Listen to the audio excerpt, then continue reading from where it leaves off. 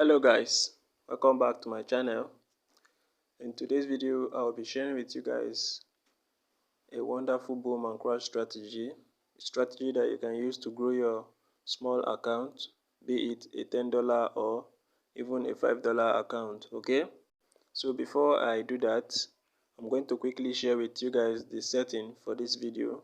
Okay, because I don't want to make this video very long. Alright, so I'm going to be very quick and brief. Alright, but this is a very simple strategy to understand, so I don't think there's going to be any complication. Okay, now the first thing we have to do here is to click on this icon here, this one right here.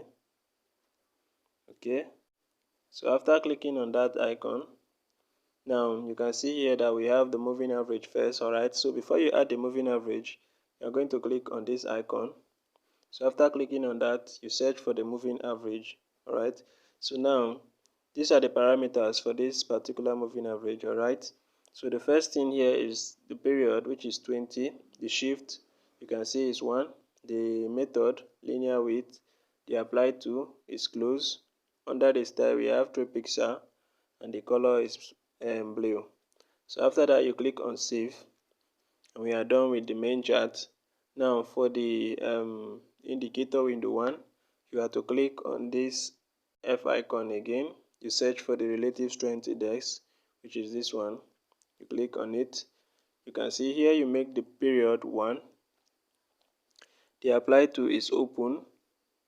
The style 1 pixel. The color is white.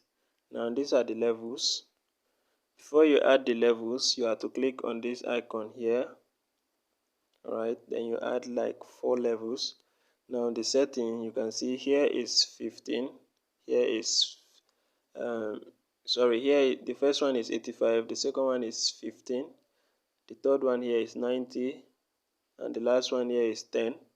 Alright, the pixel is 2, the color is black.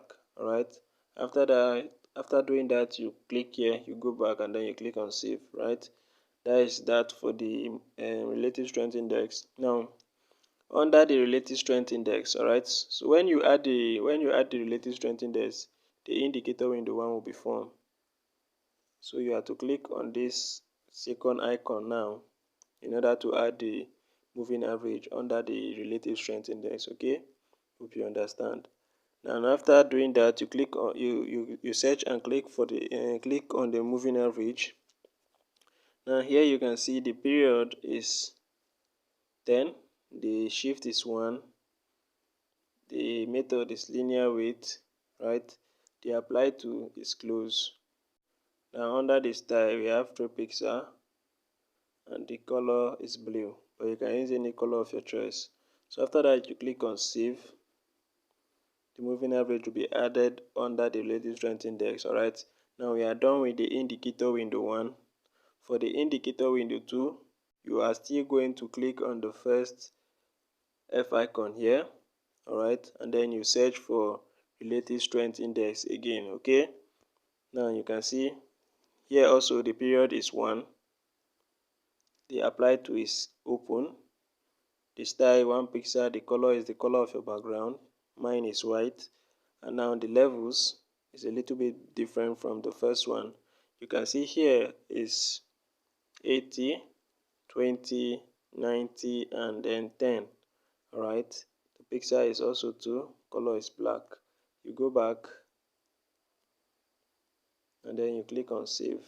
Alright, now when you add the relative strength index, you will see the indicator window 2 being formed. Right, now to add the Ichimoku, which is the last indicator we have here, you have to click on this icon here, the last F icon.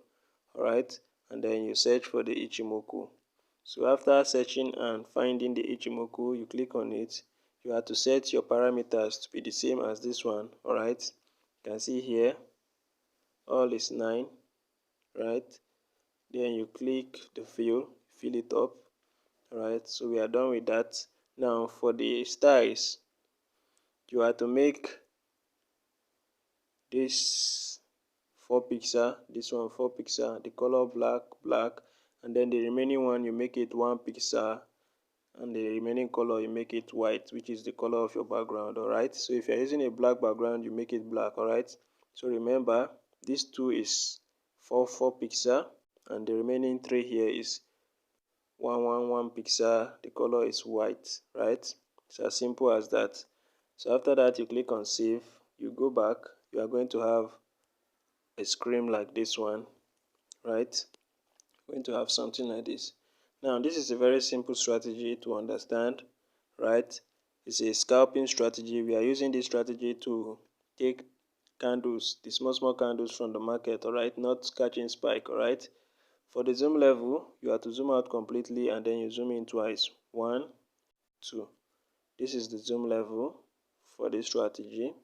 To scream, you can set it anywhere. All right, now how the strategy works is that you are going to wait for a spike. So whenever there is a spike and you see that price has gotten to the overbought level, which is the 85 and 90 level here, same thing here, the 80 and 90 level.